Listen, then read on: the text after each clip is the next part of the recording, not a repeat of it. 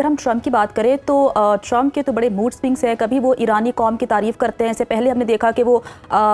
نقشے سے مٹانے کی باتیں کیا کرتے تھے. اب بھی صورتحال کچھ ایسی ہی ہے, آبنائے ہرمز کبھی بھی بند ہو سکتی ہے. حالانکہ بڑی پازیٹیو چیزیں ہمیں سامنے آ رہی ہیں, بڑے مثبت ہم رویے دیکھ رہے ہیں دونوں جانب سے, بٹ کچھ بھی ہو سکتا ہے. آپ کیا تبصرہ کریں گے؟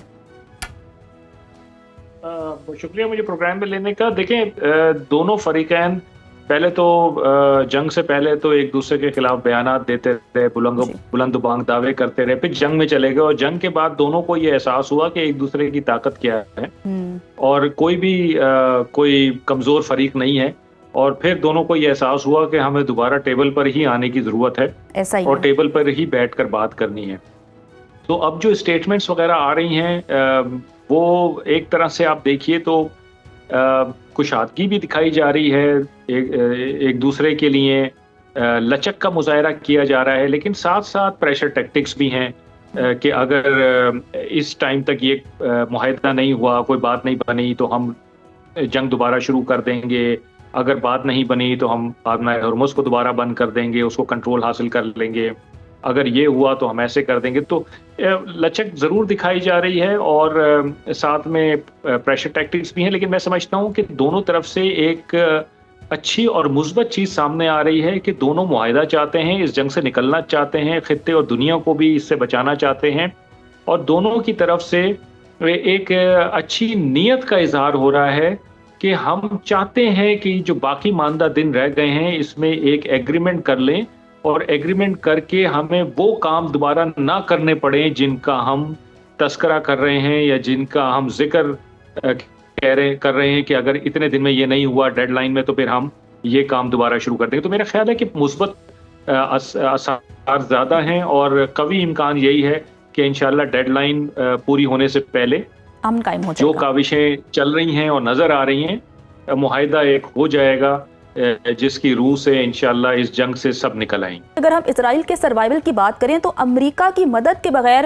ناممکن ہے, اور ہم سب جانتے ہیں کہ اسرائیل کے پاس جتنا بھی اسلحہ ہے وہ امریکہ ہی اسے سپلائی کرتا ہے. جب تک امریکہ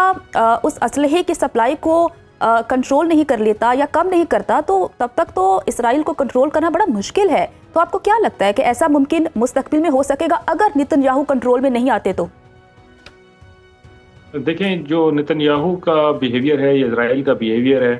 وہ سب کے سامنے ہے. پچھلے سال جب جون 2025 میں جنگ ہوئی ایران کے ساتھ تو اسرائیل نے اکیلے جنگ کرنے کی کوشش کی اور اس کا اتنا نقصان ہوا کہ یو ایس کو بیچ میں آنا پڑا. بعد میں آپ نے سنا ہوگا کہ پریزیڈنٹ ٹرمپ کی اسٹیٹمنٹ تھی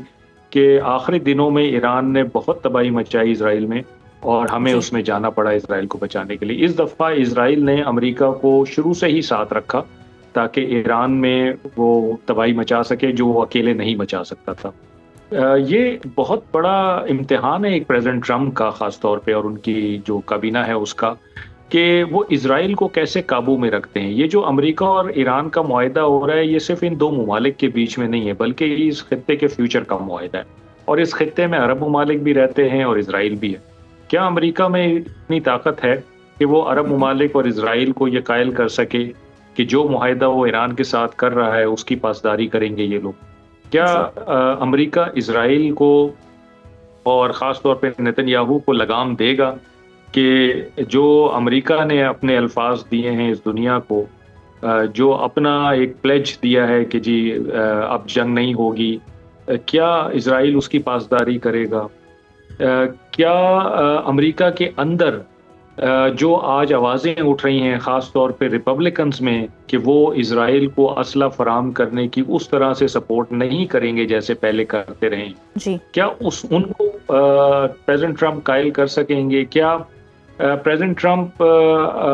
اپنی کابینہ کو اور خود کو یہ سمجھا سکیں گے کہ ہمیں اسرائیل کے ساتھ کس طرح کا رویہ اختیار کرنا ہے؟ کیا ان کو یہ سمجھ آئے گی بات کہ اسرائیل ان کے لیے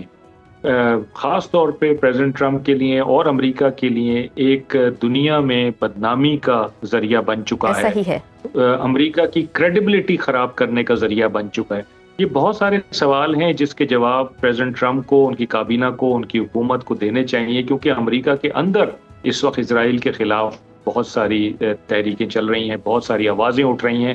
اور اگر آپ سوشل میڈیا اٹھا کے دیکھیں تو اس وقت دنیا میں سب سے زیادہ نفرت اسرائیل سے کی جا رہی ہے۔ جانے والا ملک اسرائیل ہے، اور ایسا ہی ہے۔ نتن یاہو اور ان کی کابینہ کے افراد سب سے زیادہ نفرت زدہ لیڈران ہیں۔